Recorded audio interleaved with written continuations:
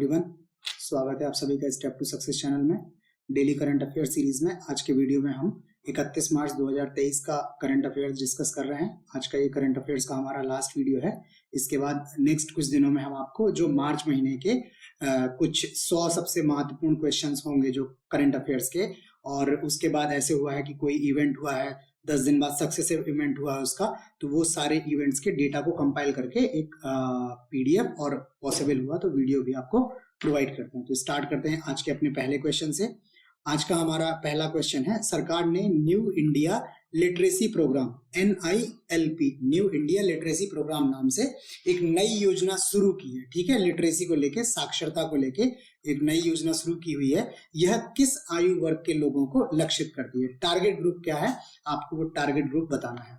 Options आपके पास हैं। ऑप्शन ए 6 वर्ष से 15 वर्ष, ऑप्शन बी 8 वर्ष से 15 वर्ष, ऑप्शन सी 15 वर्ष या उससे अधिक, और ऑप्शन डी 6 से 12 वर्ष, 6 वर्ष से 12 वर्ष के ऊपर। तो इसका जो सही जवाब है वो है ऑप्शन सी, 15 वर्ष या उससे अधिक उम्र के जो लोग हैं ये इस योजना के तहत टारगेटेड पीपल हैं, लक्षित लोग हैं। ठीक है, इस सरकार के programme new India literacy programme में। ठीक है, इस प्रोग्राम के तहत सरकार क्या कर रही है? सरकार पहले तो ये योजना जो है वो वित्त वर्ष 2022-23 से 2026-27 तक चलने वाली है, 5 साल के लिए है। योजना का जो उद्देश्य है वो है 5 वर्ष और उससे अधिक आयु वर्ग के 5 करोड़ निरक्षरों को कवर करना है। सरकार का लक्ष्य जो है, जो 15 वर्ष और उससे अधिक आयु वर्ग के 5 करोड़ लोग हैं देश में, निरक्षर हैं जो, इनको साक्षर करना है इस योजना के तहत। ठीक है, ये योजना के तहत जो NCTE का NCERT का जो दिशा पोर्टल है उसके थ्रू ये ऑनलाइन भी किया जा सकता है। बाकी गवर्नमेंट स्कूल्स जो हैं उनके थ्रू भी योजना चलाई जाएगी। इस योजना के जो है वो 5 घटक हैं। पहला, मूल साक्षरता और अंक ज्ञान। ठीक है, कि बेसिक आपको लिटरेसी हो और अंकों का ज्ञान हो।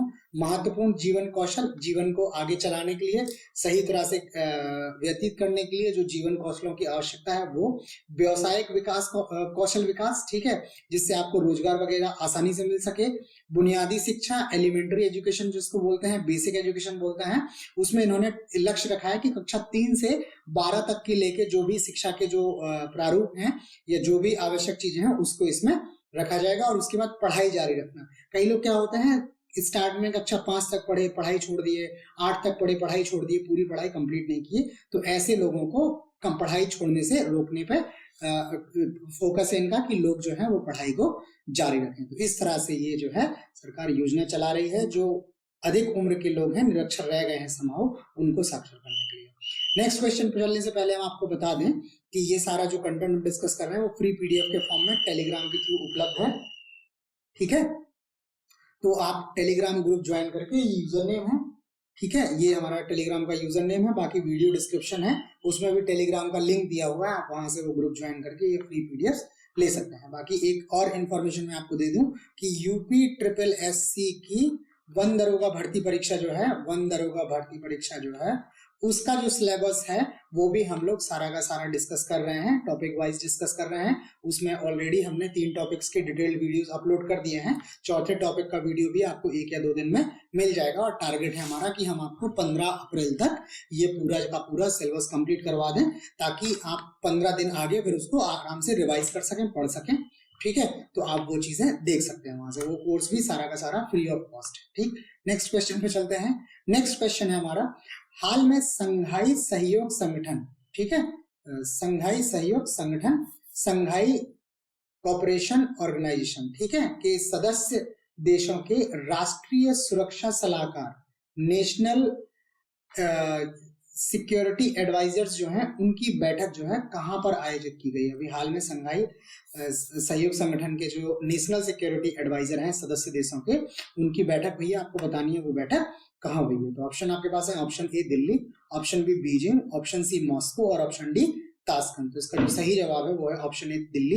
ये बैठक अभी हाल में दिल्ली में आयोजित की गई है। बाकी बीजिंग जो है ये चीन की राजधानी है, चीन भी संघाई सहयोग संगठन का सदस्य देश है। मॉस्को जो है वो रूस की राजधानी है, रूस भी जो है वो SCO का सदस्य देश है। और ताशकंद जो है ये भी जो है SCA का एक सदस्य देश है। ठीक है, आप देख लीजिएगा, उसकी ये राजधानी है, उसका नाम मैं आपको इंडिविजुअली नहीं बता रहा हूँ। ठीक, आप देख लीजिएगा उसको। ठीक, बाकी देखते हैं क्या हुआ है इस बैठक में।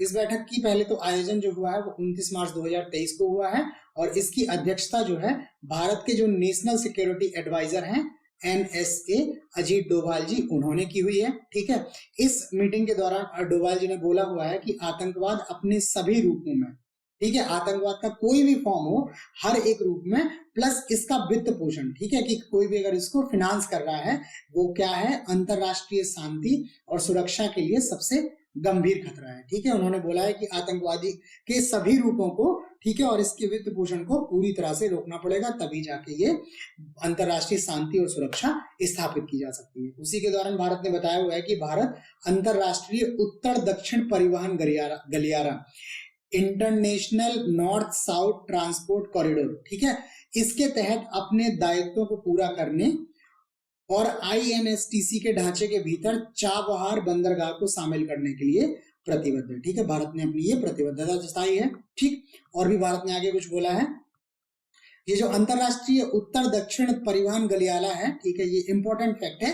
ठीक, आपसे पूछा जा सकता है ये क्या है, भारत, ईरान, अजरबैजान और रूस के बीच माल ढुलाई के लिए रेल, सड़क और जहाज का 7200 किलोमीटर लंबा मल्टी मोड नेटवर्क है। ठीक है, ये गलियारा किस किस को जोड़ेगा, भारत, ईरान, अजरबैजान और रूस को जोड़ेगा। रेल, सड़क और जहाज, समुद्री तीनों मार्गों से ये करीब जोड़ेगा और ये जो टोटल रहेगा वो 7200 किलोमीटर लंबा रहेगा। और इसी के तहत ईरान में जो चाबहार वो है पोर्ट है, उसके थ्रू जो है भारत बोल रहा है कि भारत इसमें इसको जोड़ना चाहता है। ठीक, बाकी संघाई सहयोग संगठन के बारे में हम ऑलरेडी डिस्कस कर चुके हैं एक वीडियो में, फिर से यहाँ बता दें कि इसके SCO के जो है वो 8 सदस्य देश हैं, जिसमें चीन, भारत, कजाकिस्तान, किर्गिस्तान, रूस, पाकिस्तान, ताजिकिस्तान और उज्बेकिस्तान। ठीक है, तो वो जो ताशकंद लिखा है वो इन्हीं में से किसी एक देश की राजधानी है, वो आपको देख लेना है। ठीक है, मैं इसको आपको बता नहीं रहा हूँ। ठीक है, भारत जो है वो जून 2017 में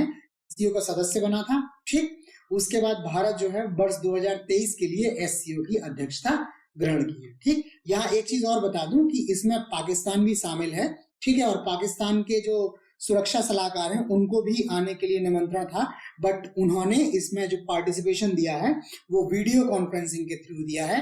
बाकी सारे देशों के जो एडवाइजर्स हैं, सिक्योरिटी एडवाइजर्स हैं, वो फिजिकली प्रेजेंट थे, वो लोग स्वयं आए हुए थे। पाकिस्तान के जो थे वो वीडियो कॉन्फ्रेंसिंग के थ्रू उन्होंने इसमें पार्टिसिपेट किया है। ठीक है, तो ये हो गया हमारा संघाई सहयोग संगठन के राष्ट्रीय सुरक्षा सलाहकारों की मीटिंग के बारे में। नेक्स्ट क्वेश्चन पे चलते हैं।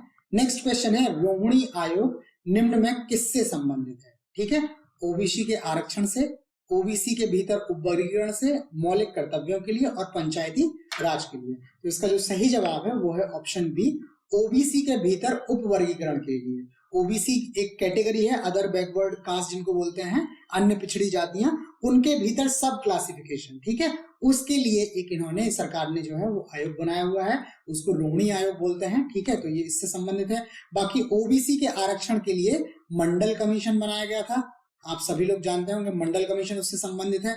मौलिक कर्तव्य के लिए सरदार स्वर्ण सिंह की अध्यक्षता में एक समिति बनी थी, सरदार स्वर्ण सिंह, ये इनकी अध्यक्षता में समिति बनी थी। और पंचायती राज के लिए बलवंत राय मेहता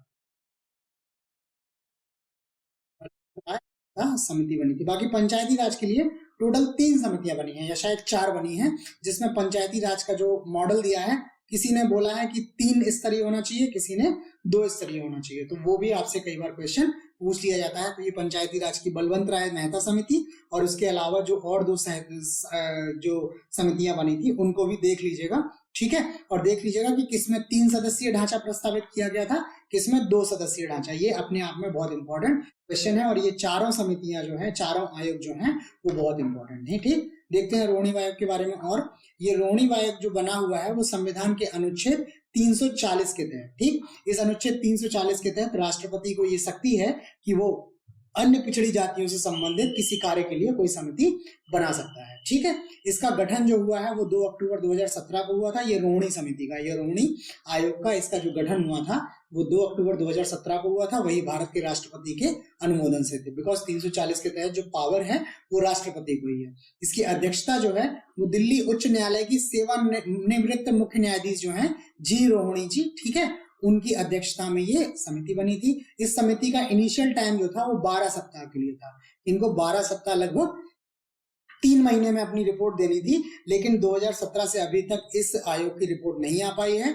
और हाल में ही इस आयोग को 14वीं बार जो है विस्तार दिया गया। इसका टाइम पीरियड जो है वो 14वीं बार एक्सटेंड कर दिया गया। अदरवाइज ये अक्टूबर, नवंबर, दिसंबर, ठीक है, ये दिसंबर तक ही खत्म हो जाना था 2017 में, लेकिन इसकी रिपोर्ट अभी तक नहीं आ पाई है। ठीक है, अच्छा ये करने क्या वाली है वो देख लेते हैं। इसको निम्न मुद्दों की जांच करने के लिए नियुक्त किया गया है। पहले तो केंद्रीय सूची में शामिल ओबीसी, ठीक है, ओबीसी की 2 सूचियां हैं, एक तो स्टेट की है, राज्य सरकार अपने यहाँ ओबीसी की सूची अलग निकालती है, केंद्र सरकार अलग निकालती है। तो केंद्रीय सूची में जो ओबीसी शामिल हैं उसकी व्यापक श्रेणी में सूचीबद्ध जातियों के बीच आरक्षण के लाभों के असमान वितरण की सीमा का अध्ययन करना है। ठीक है, कि ओबीसी के भीतर कुछ ऐसी कास्ट होंगी जिनको आरक्षण का लाभ अधिक मिला हुआ है, ठीक है, कुछ कारणवश, और कुछ ऐसी होंगी जो उसका लाभ उतना अधिक नहीं ले पाए होंगे। तो इस तरह जो उनके लाभों का असमान वितरण है, उस असमान वितरण की जांच के लिए, अध्ययन के लिए अध्ययन करना है समिति को। उसके बाद ओबीसी के भीतर उप वर्गीकरण के लिए वैज्ञानिक दृष्टिकोण में पैरामीटर, मानदंड और तंत्र तैयार करना है। पहले तो असमान वितरण को अध्ययन करना है कि किस सीमा तक ये असमान वितरण है, ठीक है। फिर उस असमान वितरण के बाद ओबीसी के भीतर सब क्लासिफिकेशन, उप वर्गीकरण कैसे लिया जाए, उसके लिए आपको एक साइंटिफिक अप्रोच डेवलप करनी है। जो साइंटिफिक अप्रोच के थ्रू पैरामीटर्स डेवलप करने हैं, ठीक है, उसके क्या मानदंड होंगे, किस तरह से ये काम करेगा, ये तंत्र तैयार करने की भी इनको सिफारिशें देनी है। उसके बाद ओबीसी की केंद्रीय सूची में संबंधित वर्गों, समुदायों, उपजातियों या पर्यायवाची शब्दों की पहचान करने और उन्हें संबंधित उप श्रेणियों में वर्गीकृत करने का कार्य आरंभ करना है। ठीक है, तो ये ओबीसी को लेकर ये समिति बनी हुई थी। ठीक है, इस समिति के बारे में हो गया, ये समिति पढ़ लीजिएगा, ये बहुत इंपॉर्टेंट समिति है। और उसके अलावा ऑप्शंस में जो बाकी 4 समितियां लिखी हुई हैं, 3 समितियां, वो तीनों भी बहुत इंपॉर्टेंट है। नेक्स्ट क्वेश्चन पे चलते हैं। नेक्स्ट क्वेश्चन है, यूरोपियन यूनियन द्वारा हाल ही में कांगड़ा चाय को, ठीक है, कांगड़ा चाय एक जो है भारत की, उसको जियोग्राफिकल इंडिकेशन टैग, जिसको जीआई टैग बोलते हैं, दिया गया है। यह किस राज्य से संबंधित है? ये कांगड़ा चाय जो है वो किस राज्य से संबंधित है? यहाँ याद रखिएगा कि जो जीआई टैग दिया है वो यूरोपियन यूनियन ने दिया है। ठीक है, जीआई टैग जो इसको कांगड़ा चाय को दिया है वो यूरोपियन यूनियन ने दिया है। ऑप्शंस आपके पास हैं, option A Assam, option B Karnataka, option C Himachal और ऑप्शन डी पश्चिम बंगाल। तो इसका जो सही जवाब है वो ऑप्शन सी हिमाचल है। हिमाचल प्रदेश से संबंधित है। कांगड़ा जो है हिमाचल का ही एक शहर है। ठीक है, वहां की चाय को, कांगड़ा चाय को इन्होंने जो है जीआई टैग दिया हुआ है। कांगड़ा चाय की जो औसत वार्षिक पैदावार है वो 10 लाख किलोग्राम है। ठीक है, जिसमें से 4 लाख किलोग्राम जो है वो निर्यात हो जाती है। 6 लाख किलोग्राम लगभग जो चाय है वो भारत में रहती है। 4 लाख किलोग्राम चाय जो है वो यूजुअली यूरोपियन यूनियन और ब्रिटेन वगैरह में निर्यात हो जाती है। ठीक है, इसकी काफी मांग है बाहर। अच्छा, ये चाय जो है इसमें रंग तो नहीं होता है, ठीक है, इसमें रंग नहीं होता है, बट ये अपने विशेष स्वाद के लिए बहुत ज्यादा फेमस है। ठीक है, और ये कांगड़ा चाय का जो रीजन है, उसी रीजन में एक क्षेत्र है पालमपुर, हिमाचल का ही क्षेत्र है। इसको उत्तर भारत की चाय राजधानी कहा जाता है। ये पालमपुर में भी यही कांगड़ा चाय पैदा होती है। ठीक है, तो ये भारत के लिए एक अच्छी सूचना है। और चूंकि इसको जीआई टैग मिल गया है तो इसका निर्यात जो है वो आसान हो जाएगा। यूरोपियन यूनियन में जो देश हैं, ठीक है, वहां इसका निर्यात आसान हो जाएगा। और यहाँ के किसानों को जो चाय की खेती करते हैं, चाय के बागान लगा रखे हैं, उन लोगों को इससे बहुत अधिक लाभ होता है। ये एक अच्छी न्यूज है देश के लिए। नेक्स्ट क्वेश्चन पे चलते हैं। नेक्स्ट क्वेश्चन है, हाल में रूस ने अंतर महाद्वीपीय मिसाइल, इंटर कॉन्टिनेंटल मिसाइल, ठीक है, या inter continental ballistic missile, ICBM जिन्हें बोलते हैं, अभी कुछ दिन पहले हमने भारत की आईसीबीएम के बारे में भी चर्चा की थी। तो अभी एक अभ्यास किया है, उसमें इन्होंने इस मिसाइल को भी इसमें यूज किया है अभ्यास में। इस मिसाइल का नाम आपको बताना है। ठीक है, रूस की आईसीबीएम का नाम बताना है जो इस पर्टिकुलर अभ्यास में यूज हुई है। अभी कल परसों में ही अभ्यास हुआ है। ऑप्शन है आपके पास, option A Topol, option B Sarmat, option C Yars और ऑप्शन सी सिनेवा। ये जिनेवा लिख गया है, ये सा होना चाहिए था, सिनेवा नाम है इसका। ठीक है, तो ऑप्शन इसका जो सही जवाब है वो है ऑप्शन सी यार्ड्स। ये यार्ड्स इंटरकॉन्टिनेंटल बैलिस्टिक मिसाइल के साथ इन्होंने रूस ने अभी अभ्यास किया हुआ है। बाकी ये टोपोल जो है, सरमत जो है और सिनेवा है, ये तीनों भी रूस की अंतर महाद्वीपीय बैलिस्टिक मिसाइल्स हैं। अच्छा, रूस ही एकमात्र देश है जिसके पास सबसे ज्यादा जो है परमाणु हथियार है, करीब 6000 से अधिक परमाणु हथियार है। और ये आईसीबीएम के थ्रू जो है रूस जो है वो परमाणु हथियार लॉन्च कर सकता है। इन आईसीबीएम्स की रेंज बहुत ज्यादा होती है। देखते हैं यार्ड्स की क्या है। यार्ड्स की जो रेंज है वो करीब 12000 किलोमीटर है। ठीक है, मतलब रूस अपने वहां बैठे हुए लगभग पूरे विश्व में कहीं भी पहुंच सकता है इस मिसाइल के जरिए। ठीक है, कहीं भी परमाणु हमला कर सकता है, बिकॉज ये मिसाइल जो है वो परमाणु हथियार ले जाने में सक्षम है। ठीक है, ये जो मिसाइल है वो ट्रक पर लगे मोबाइल लॉन्चर से भी लॉन्च की जा सकती है। ठीक है, तो ये बड़े इजीली इसको कहीं से भी लॉन्च किया जा सकता है। प्लस साइलोस जो जगह होती है उस क्षेत्र बोलते हैं जहां पे ये मिसाइलों को स्टोर किया जाता है, रखा जाता है। ठीक है, गैराज आप काइंड ऑफ बोल सकते हैं। इसको डायरेक्ट वहां से भी लॉन्च किया जा सकता है। ठीक है, इसको जहां स्टोर करके रखा हुआ आपने वहां से बाहर निकालने की जरूरत नहीं है, इसको वहीं के वहीं लॉन्च किया जा सकता है। तो ये बहुत घातक जो है वो मिसाइल है, रूस की यार्ड्स मिसाइल। ठीक, तो आज हमारे पास क्वेश्चंस में इतना ही है। बाकी कुछ इंपॉर्टेंट फैक्ट हैं वो देख लेते हैं। पहले तो अमृत उद्यान आप लोगों ने सुना होगा, अभी एक वीडियो में डिस्कस किया था, जो राष्ट्रपति भवन में मुगल गार्डन्स हैं। ठीक है, मुगल गार्डन्स जो है उनका अब नया नाम जो है अमृत उद्यान रखा गया है। ये साल में केवल एक बार खुलते थे अभी तक, लेकिन इस साल के बाद अब ये साल में 2 बार खुलेंगे। पहली बार वो जनवरी से मार्च के बीच में जो खुलते हैं और दूसरी बार अगस्त से सितंबर के बीच। तो अब जो पर्यटक हैं जो केवल एक बार साल में ये देख पाते थे अमृत उद्यान को, वो अब साल में 2 बार यहाँ जा सकते हैं, यहाँ के फूलों को देख सकते हैं। उसके बाद दूसरा एक अच्छा समाचार भारत के लिए है, कूनो राष्ट्रीय उद्यान है। अभी कुछ दिन पहले नामीबिया से कुछ चीते बुलाए गए थे, 8 चीते जिनको कूनो राष्ट्रीय उद्यान में छोड़ा गया है। वहां पे 5 मेल आए थे, 5 पुरुष चीता आए थे या 5 मेल आए थे और 3 मादा चीता आई थी। ठीक है, उसमें से एक मादा चीता जिसका नाम सियाया है, इसने 4 शावकों को जन्म दिया है। ठीक है, 8 मंगवाए थे, 8 में से एक चीता जो है उसने यहाँ पे अभी 4 शावकों को, 4 बच्चों को जन्म दिया है। चीते के बच्चों को शावक बोलते हैं, तो उसने 4 शावकों को जन्म दिया है। ठीक है, और ये पहली बार है 75 साल बाद भारत में किसी चीते का जन्म हुआ है, बिकॉज भारत में चीते पहले खत्म हो गए थे। ये अभी जो केंद्र सरकार है उसने इनको चीतों को भारत में दोबारा बसाने के लिए कॉन्ट्रैक्ट किया हुआ था, जिसमें कुछ चीते नामीबिया से आए हैं, कुछ चीते जो है वो दक्षिण अफ्रीका से भी आ रहे हैं। ठीक है, तो इसी में एक चीते ने 4 शावकों को जन्म दिया है। इसका नाम आप याद रख लीजिएगा, और ये नामीबिया से आए हुए थे और कूनो राष्ट्रीय उद्यान में ये रखे गए हैं, ये मध्य प्रदेश में। ठीक है, बाकी यहाँ एक चीज और बता दूं कि चीते का जो गर्भकाल है वो 90 दिन होता है। ठीक है, चीते का जो गर्भकाल है वो 90 दिन है। ये इंपॉर्टेंट फैक्ट इसलिए हो जाता है बिकॉज कई बार आपसे पूछ लिया जाता है कि किस जानवर का गर्भकाल कितना होता है, स्पेशली बायोलॉजी वाले केसेस में जहां पे बायोलॉजी आती है। ठीक, तो ये उसके बारे में हो गया। बाकी लीग फॉर डेमोक्रेसी म्यांमार की एक पार्टी है, म्यांमार की राष्ट्रीय पार्टी है, आंग सान सू की, वहां की ये प्रधानमंत्री भी रह गई हैं, उनकी ये पार्टी है।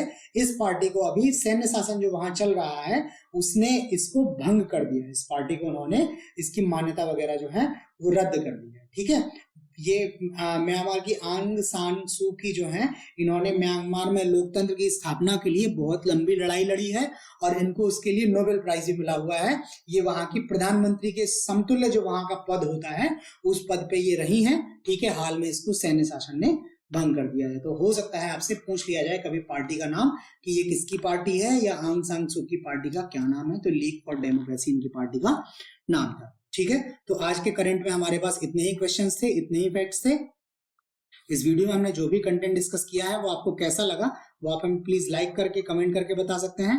अगर आपने चैनल को सब्सक्राइब नहीं किया है तो आप प्लीज चैनल को सब्सक्राइब कर लें ताकि आपको टाइमली अपडेट्स मिलते रहें। बाकी फ्री पीडीएफ के लिए आप टेलीग्राम ज्वाइन कर लें, और अगर आपकी कोई क्वेरी हो तो आप टेलीग्राम या ईमेल के थ्रू हमें अप्रोच कर सकते हैं। तो आज के लिए इतना ही, बाकी कल मिलते हैं आपसे नए वीडियो के साथ, तब तक के लिए